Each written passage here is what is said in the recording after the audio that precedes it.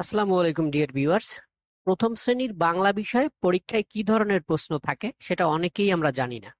তাই আজকে আমি আপনাদের সাথে শেয়ার করব প্রথম শ্রেণীর একটা বাংলা প্রশ্ন। এই প্রশ্নটি দিয়ে আপনারা শিক্ষার্থীদের প্রথম প্রান্তিক বা প্রথম সাময়িক পরীক্ষার প্রস্তুতি নিতে পারবেন।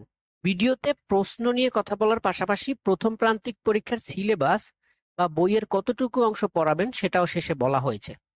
প্রশ্নটিতে মোট 10টি আইটেম রয়েছে, যেগুলো স্কুলের পরীক্ষা বা ধারাবাহিক মূল্যায়ন অথবা আপনি বাসায় নিজে পরীক্ষা নিলেও শেখাতে পারবেন। কিভাবে শেখাবেন সেটাও বলা হয়েছে ভিডিওতে। চলুন তাহলে শুরু করি। প্রশ্নটি মোট 100 নম্বরের পরীক্ষার জন্য, সময় 2 ঘন্টা। 1 নম্বরই রয়েছে তোমার পরিচয় লেখো। এটা কিন্তু ওদের বইয়ের প্রথমেই রয়েছে, আপনারা বই খুললেই দেখতে পারবেন। তো এইগুলো ওদেরকে শেখাবেন। এখানে নিজের নাম লিখবে, শ্রেণী লিখবে, রোল লিখবে এবং বিদ্যালয়ের নাম লিখবে। এই পরিচয়ের মধ্যে এই বিষয় কয়টা শেখালে কিন্তু ওরা 1 নাম্বার কোশ্চেনটা পারবে। এরপরে দেখুন 2 নাম্বার কোশ্চেনে কি রয়েছে। তোমার বাংলা বইয়ের ইতল বিতল কবিতাটির প্রথম 4 লাইন মুখস্থ লেখো। তো এই কবিতার 4 লাইন কিন্তু ওদের মুখস্থ লেখাবেন। এরপরে 3 নম্বরে রয়েছে স্বরবর্ণগুলো মুখস্থ লেখো। স্বরবর্ণগুলো যাতে সব পারে সেগুলো ওদের মুখস্থ লেখাবেন। এরপরে 4 নম্বরে রয়েছে ব্যঞ্জন বর্ণ, এবং এটা ওই প্রথম প্রান্তিক পরীক্ষার সিলেবাসের মধ্য থেকে ক থেকে দন্ত ন পর্যন্ত বর্ণগুলো লেখো। এখানে 10 নম্বর, মোট 10টি কোশ্চেন হবে, সবগুলোতেই 10 নম্বর। এরপরে 5 নম্বরে রয়েছে নিচের কার চিহ্নগুলো দিয়ে একটি করে শব্দ লেখো।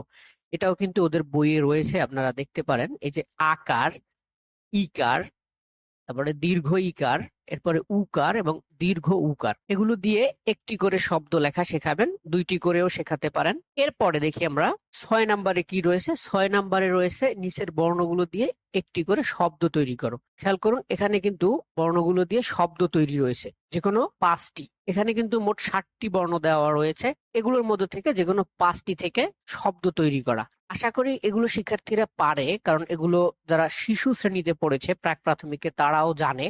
সো এগুলো প্রথম শ্রেণীর বাংলা বইতেও রয়েছে, আপনারা এগুলো দিয়ে ওদের শব্দ তৈরি করা শেখাবেন। 2টা করে শব্দ তৈরি করা শেখাবেন, একটা করে পরীক্ষায় আসতে পারে, বা 2টা করেও যদি আসে যাতে পারে শিক্ষার্থীরা।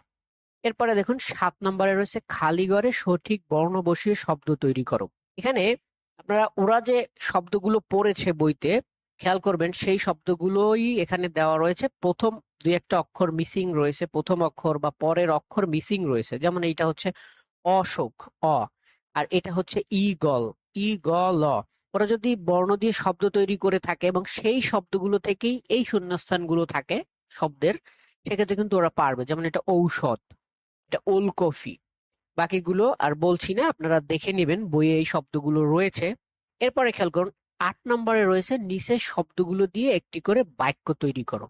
এখানে বাক্য তৈরিও কিন্তু প্রথম শ্রেণীর বাংলা বইতে রয়েছে। আমরা যে স্বরবর্ণ ব্যঞ্জন বর্ণগুলো ওদের শিখালাম সেগুলো দিয়ে এই শব্দগুলো বইতে কিন্তু দেয়া রয়েছে, এবং এগুলো দিয়েই কিন্তু ওরা বাক্য তৈরি করবে, এবং বাক্য তৈরিও কিন্তু বইতে রয়েছে, আপনারা সেগুলো ওদের শেখাবেন। যেমন আম দিয়ে কি বাক্য রয়েছে, উট দিয়ে কি বাক্য রয়েছে, উর্মি দিয়ে কি বাক্য রয়েছে, সবগুলো শব্দ দিয়ে বাক্য তৈরি ওদের শেখাবেন। এরপরে দেখুন কবিতা কিন্তু রয়েছে, পরের লাইন লেখো। কবিতা একটা তো ওদের উপরে 4 লাইন লিখতে বলছে, আর একটা কবিতা থাকতে পারে যেটা হচ্ছে 1 লাইন দেয়া থাকবে আর 1 লাইন ওদের লিখতে হবে। তো আতা গাছে তোতা পাখি এখানে আছে, পরের লাইন কি নিশ্চয়ই ওরা জানে। এবং সর্বশেষ 10 নম্বরে যে প্রশ্নগুলো রয়েছে, এই প্রশ্নগুলো কিন্তু ওদের বইয়ে রয়েছে। এই প্রশ্নগুলোর উত্তরগুলো ওদের লেখা শেখাতে হবে। যেমন আমরা কখন ঘুমাতে যাই, তারপরে রাখাল মাঠে কি চড়াতো, একেবারে সিম্পল, রাখাল মাঠে গরু চড়াতো। এরপরে বাংলাদেশে কয়টি ঋতু, ইতল বিতল কবিতাটি কে লিখেছেন, এই যে কবিতা কে লিখেছেন সেটাও কিন্তু পড়াবেন, কারণ এই ধরনের প্রশ্ন হতে পারে। এবং আমরা কি থেকে আটা পাই, এটাও কিন্তু ওদের বইতে রয়েছে। যা কিছু এখানে প্রশ্ন দেওয়া আছে সব কিন্তু ওদের বইতে রয়েছে। এখন আসি সিলেবাসটা নিয়ে, অর্থাৎ কোন পর্যন্ত বইয়ের আপনারা পড়াবেন। বইয়ের মোট পৃষ্ঠার 3 ভাগের 1 ভাগ ওদের পড়াবেন। অর্থাৎ বইয়ে যদি 90 পৃষ্ঠা থাকে তাহলে 30 পৃষ্ঠা প্রথম প্রান্তিক মূল্যায়নের জন্য পড়াবেন। তো এই ছিল বাংলা প্রশ্ন। এরপরে আমরা গণিত ও ইংরেজি প্রশ্ন নিয়েও আলোচনা করব, সেই ভিডিওগুলো চাইলে দেখে নিতে পারেন। তো এই ছিল আজকের ভিডিও। সবাইকে ধন্যবাদ। আসসালামু আলাইকুম।